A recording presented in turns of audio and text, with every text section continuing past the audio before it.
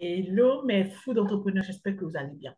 Donc, moi, c'est Rita Aibo Kofi et depuis plusieurs années, j'aide les entrepreneurs et les passionnés comme toi à transformer leurs idées d'entreprise rentable dans le domaine de l'agroalimentaire, de l'import-export, de la cuisine et même de la vente de produits faits maison. Mon but, c'est de te donner les clés pour lancer ton business, pour lancer ton projet, respecter les normes et réussir à te démarquer, peu importe d'où tu pars. Alors, si tu rêves de faire passer ton projet à un autre niveau, tu es au bon endroit. Alors, go, c'est parti. On va voir aujourd'hui les secrets pour faire vendre tes produits alimentaires dans les supermarchés en Europe et principalement en France. Donc, je suis allée chercher des informations auprès des sachants.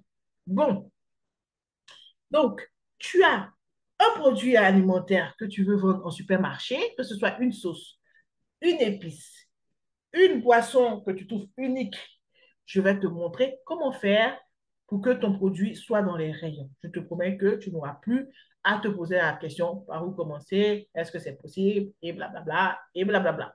Donc, dans cette vidéo, je vais te donner les stratégies, les secrets de pro qu'on m'a donnés, et même les étapes cachées que les gens ne partagent généralement pas. Reste bien jusqu'à la fin parce que je vais te révéler ce que je vais te révéler peut tout changer pour ton business. D'ailleurs, abonne-toi, j'attends 2 secondes là. Abonne-toi et like la vidéo avant de savoir ce que je vais dire. Oui, on se supporte, tu vois. En tant que passionné de bouffe, soutenons-nous. Tu likes, tu t'abonnes, OK? Voilà, ça me permet de savoir qu'il y a des gens derrière qui regardent parce que je n'avais pas pris l'habitude d'ouvrir les commentaires, mais si tu m'écris, je vois les commentaires. Du coup, voilà, je n'ai pas trop senti des gens qui étaient intéressés par la chaîne et c'est quand j'ai arrêté les vidéos que beaucoup de personnes m'ont contacté. Donc, je vous fais de gros bisous. Je vous remercie pour la force que vous m'avez donnée de revenir. OK. Donc, et déjà, je vérifie, est-ce que je suis en train d'enregistrer? Oui, je suis en train d'enregistrer. C'est déjà très bien.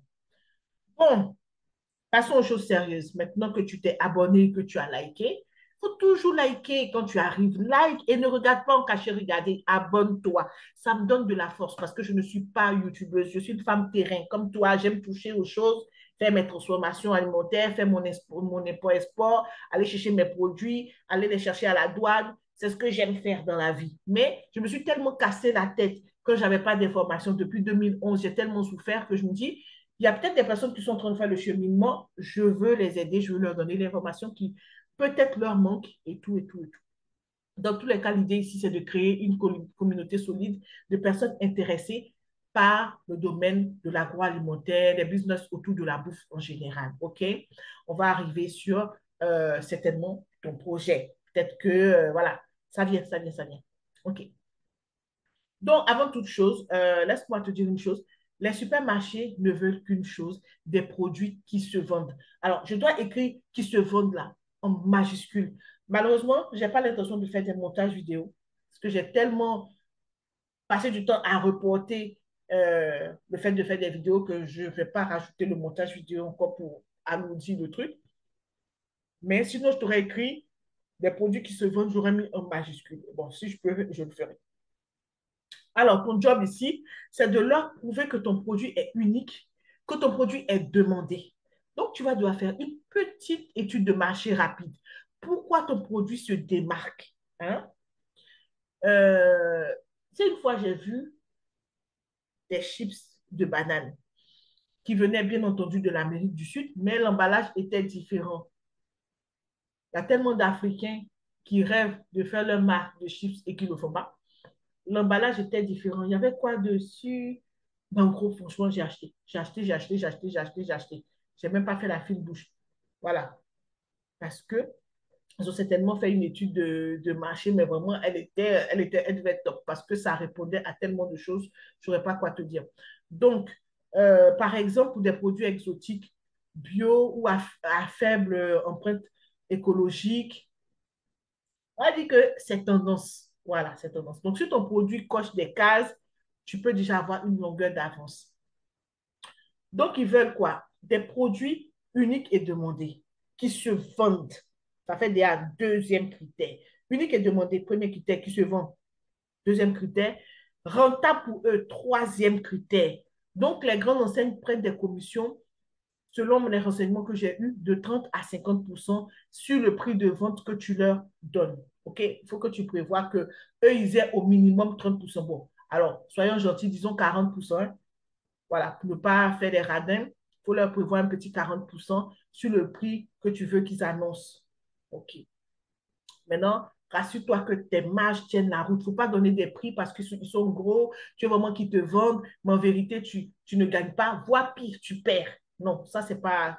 D'ailleurs, même, c'est interdit de vendre à perte. Je ne sais pas si tu sais ça. C'est interdit de vendre à perte. Donc, si tu le fais consciemment, c'est grave. Donc, fais tout pour gagner quand même un petit quelque chose. Si tu me dis que tu gagnes un petit quelque chose qui n'est pas très tout, moi, je préfère que de savoir que tu perds. C'est-à-dire, à chaque fois qu'un client achète ton produit au supermarché, tu es en train de perdre de l'argent. Non, ça, c'est pas intéressant.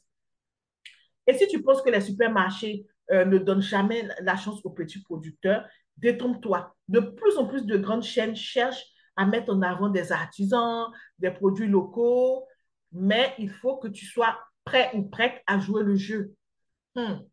Maintenant vient la partie sur les normes légales, sanitaires, voilà. Tout un tas de choses à savoir. Donc, OK, parlons d'un sujet sérieux, indispensable, les normes. Bon, écoute, AMM, donc autorisation de mise sur le marché, ça, tu dois l'avoir fait. Si tu veux avoir des chances de vendre tes produits, de faire vendre tes produits au supermarché, tu dois vraiment avoir ton autorisation de mise sur le marché. J'ai fait une vidéo dessus, je ne sais pas si tu l'as vue avant ou bien si je vais la mettre après, je ne sais pas trop dans quel ordre je mets. Donc, avant même de penser à approcher une enseigne, tu dois obtenir cette autorisation. C'est important. Je t'ai dit que dans les différents documents à mettre dans ton dossier, voilà, c'est quelque chose qui est à ta portée. Tu peux décrocher cette autorisation. Ce n'est pas sorcier. Alors, donc, cette autorisation-là va te garantir que ton projet est sûr pour la consommation humaine. Hein, pour la consommation, mais même si c'est pour donner à ton chat, à ton chien, peu importe qui, pour la consommation.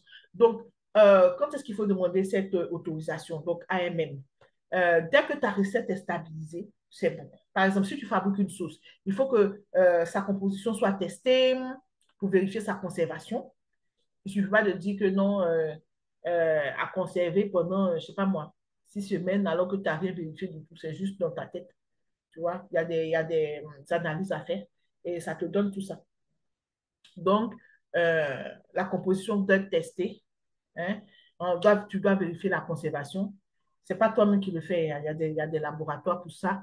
La qualité nutritionnelle et puis aussi être sûr que ça respecte les normes européennes. Les normes européennes en tout point, surtout en termes d'hygiène. Combien de temps est-ce que ça prend si on parle de l'AMM? Ça prend entre 2 et 6 mois. Voilà, pour des produits simples. Donc, si tu anticipes bien, ça ne pourra pas ralentir ton projet. Ça ne ralentira jamais ton projet. Combien est-ce que ça coûte? Ça, ce n'est pas produit. C'est pour ça que tu dois mettre d'abord ton produit gagnant. Le produit, soit qui se démarque, soit celui sur lequel tu gagnes le plus. Le produit sur lequel tu mises le plus, privilégie-le d'abord. Si tu veux avancer petit bout par petit bout, on suppose que voilà, peut-être que tu travailles, tu mets de l'argent de côté ou tu as un business qui te permet de lancer ce business dans le domaine de la bouffe ou bien, bon voilà, tu as un business déjà lancé. Donc, j'imagine qu'il faut faire doucement, doucement. Donc, pour avoir l'AMM là, tu vas compter entre 300 et 1 000 € pour des choses simples. Maintenant, des choses compliquées du genre des plats cuisinés, même que tu veux que ce soit, par exemple, déjà en conserve et tout ça, tout ça. Là, c'est autre chose. Ça peut aller jusqu'à 2 000. OK? Donc, pour être gentil, on va dire entre 500 et 2 000. Maintenant, si tu as plusieurs produits, du coup, commence par faire certifier celui qui a le plus de potentiel, qui a un plus grand potentiel commercial. Comme je te disais tout à l'heure, c'est très important. Ne va pas ramener tous tes bagages là-bas parce que du coup, tu peux être très essoufflé financièrement.